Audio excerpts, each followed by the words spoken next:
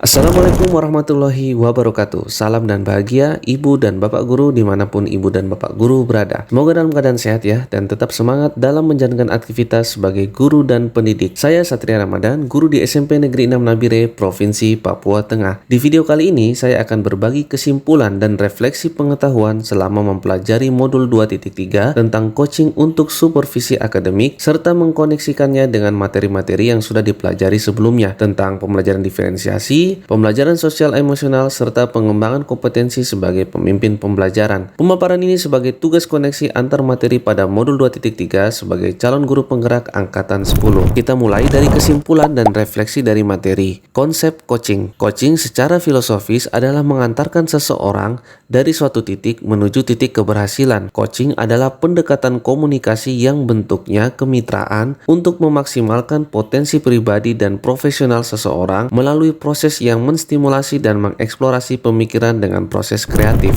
Peran sebagai pamong dalam coaching. Pendekatan komunikasi dengan paradigma berpikir yang memberdayakan mutlak diperlukan agar pengembangan diri dapat berjalan secara berkelanjutan dan terarah. Pendekatan coaching sebagai salah satu pendekatan komunikasi yang seyogyanya dengan penuh semangat among atau menuntun. Peran guru sebagai pamong yaitu memberi tuntunan dan memberdayakan potensi yang ada agar murid tidak kehilangan arah dan menemukan kekuatan dirinya. 4 paradigma berpikir among dalam coaching. Yang pertama, fokus pada coach atau rekan yang akan dikembangkan. Yang kedua, bersikap terbuka dan ingin tahu. Yang ketiga, memiliki kesadaran diri yang kuat. Dan yang keempat, mampu melihat peluang baru dan masa depan. Prinsip-prinsip dalam coaching.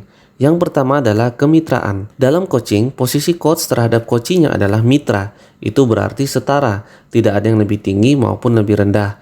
Coachee adalah sumber belajar bagi dirinya sendiri. Coach merupakan rekan berpikir bagi coachee-nya dalam membantu coachee belajar dari dirinya sendiri. Yang kedua, proses kreatif. Yang kedua adalah proses kreatif. Proses kreatif dilakukan melalui percakapan yang memiliki makna dua arah, memicu proses berpikir coachee, serta memetakan dan menggali situasi coachee untuk menghasilkan ide-ide baru. Yang ketiga, memaksimalkan potensi. Untuk memaksimalkan potensi dan memberdayakan rekan sejawat, percakapan perlu diakhiri dengan suatu rencana tindak lanjut yang diputuskan oleh rekan yang dikembangkan, yang paling mungkin dilakukan dan paling besar kemungkinan berhasilnya. Selain itu juga percakapan ditutup dengan kesimpulan yang dinyatakan oleh rekan yang sedang dikembangkan. Kompetensi inti dari coaching. Yang pertama, kehadiran penuh. Kehadiran penuh adalah kemampuan untuk bisa hadir utuh bagi coachee, atau di dalam coaching disebut sebagai coaching presence, sehingga badan, pikiran, hati selaras saat sedang melakukan percakapan coaching. Yang kedua, mendengarkan aktif.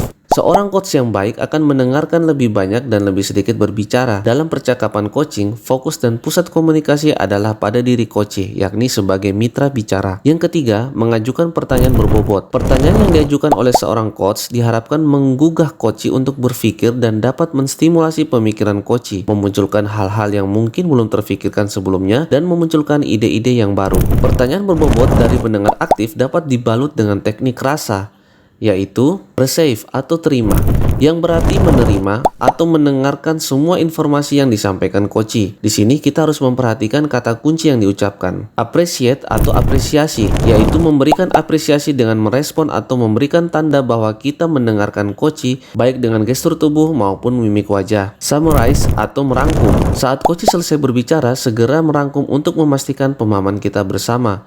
Perhatikan dan gunakan kata kunci yang diucapkan oleh coachee. Ask atau bertanya dapat dilakukan dalam format pertanyaan terbuka, yaitu menggunakan kata tanya apa, bagaimana, seberapa, kapan, siapa, atau di mana. Hindari menggunakan pertanyaan tertutup seperti mengapa atau apakah atau sudahkah. Percakapan coaching dengan alur tirta. Alur tirta adalah percakapan yang membantu peran coach dalam membuat percakapan coaching menjadi efektif dan bermakna. Tirta adalah adaptasi dari model Grow. Tahapan-tahapan dari alur tirta yaitu yang pertama, tujuan. Tujuan merupakan tahap awal di mana kedua pihak coach dan coachee menyepakati tujuan pembicaraan yang akan berlangsung. Idealnya tujuan ini datang dari coachee. Identifikasi. Coach melakukan penggalian dan pemetaan situasi yang sedang dibicarakan dan menghubungkan dengan fakta-fakta yang ada pada saat sesi. Coach melakukan penggalian dan pemetaan situasi yang sedang dibicarakan dan menghubungkan dengan fakta-fakta yang ada pada saat sesi perbincangan.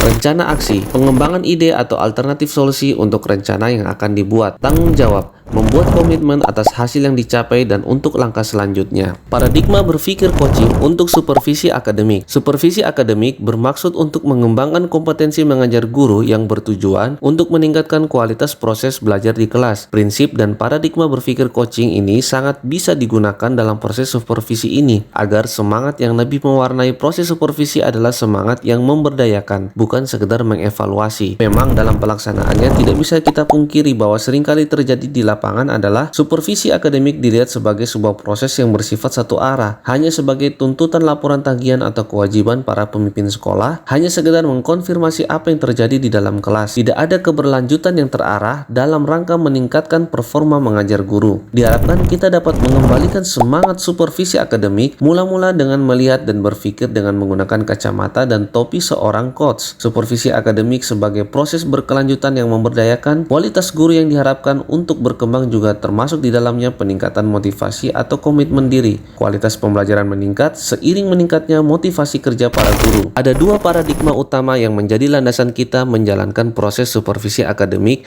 dengan paradigma coaching, yakni paradigma pengembangan kompetensi yang berkelanjutan dan optimalisasi potensi setiap individu. Dalam hubungannya dengan proses pembelajaran, salah satu tahapan supervisi akademik adalah supervisi klinis, yaitu kegiatan praktik mengajar yang dirancang oleh supervisor dan guru untuk meningkatkan performa pembelajaran guru di kelas dengan mengambil data saat proses pembelajaran. Siklus dalam supervisi klinis pada umumnya meliputi 3 tahapan, yakni pra-observasi, observasi, dan pasca observasi. Bagaimana peran Anda sebagai seorang coach di sekolah dan keterkaitannya dengan materi sebelumnya di paket modul 2, yaitu pembelajaran berdiferensiasi dan pembelajaran sosial dan emosional. Mari kita renungi kembali tujuan pendidikan menurut Ki Hajar Dewantara. Tujuan pendidikan itu menuntun tumbuhnya atau hidupnya kekuatan kodrat anak sehingga dapat memperbaiki lakunya. Keterampilan coaching adalah salah satu keterampilan yang perlu dimiliki oleh seorang guru untuk menuntun segala kekuatan kodrat murid. Dalam proses coaching, murid diberikan kemerdekaan untuk menemukan potensi penuh dari dirinya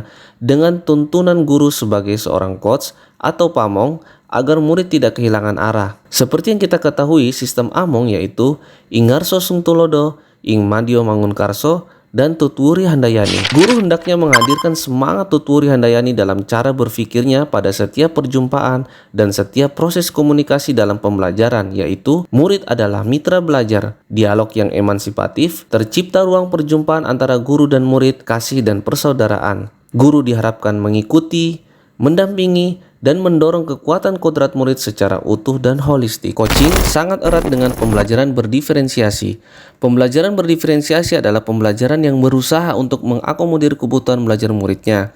Tentunya sesuai dengan salah satu prinsip coaching, yaitu memaksimalkan potensi. Coaching juga tentunya sangat erat dengan pembelajaran sosial dan emosional. Pembelajaran sosial emosional mempunyai kompetensi sosial emosional yang berkaitan erat dengan kompetensi inti dari coaching. Contoh kesadaran sosial dalam hal empati sangat berkaitan dengan kemampuan mendengarkan aktif pada coaching, karena seseorang dapat memahami perasaan orang lain jika mampu mendengar dengan seksama apa yang diutarakan dari lawan bicaranya. Bagaimana keterkaitan keterampilan coaching dengan pengembangan kompetensi sebagai pemimpin pembelajaran? Menjadi pemimpin pembelajaran artinya seorang guru harus mampu mengubah proses kegiatan belajar yang awalnya berpusat pada guru menjadi berpusat pada murid.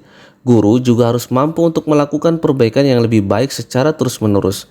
Guru diharapkan mampu berperan sebagai pemimpin yang berorientasi pada sebesar-besarnya kepentingan tumbuh, kembang, dan mekarnya murid. Hal ini tentunya akan sangat berkaitan dan didukung dengan keterampilan coaching yang mengharuskan dalam setiap komunikasi perlu adanya optimalisasi potensi secara utuh, tidak melabeli, dan tentunya ada tindak lanjut dan keberlanjutan yang memberdayakan. Harapannya keterampilan coaching selalu terintegrasi dalam menjalankan peran sebagai pendidik yang memimpin pembelajaran. Sekian dari saya, semoga bermanfaat dan menginspirasi. Terima kasih. Wassalamualaikum warahmatullahi wabarakatuh.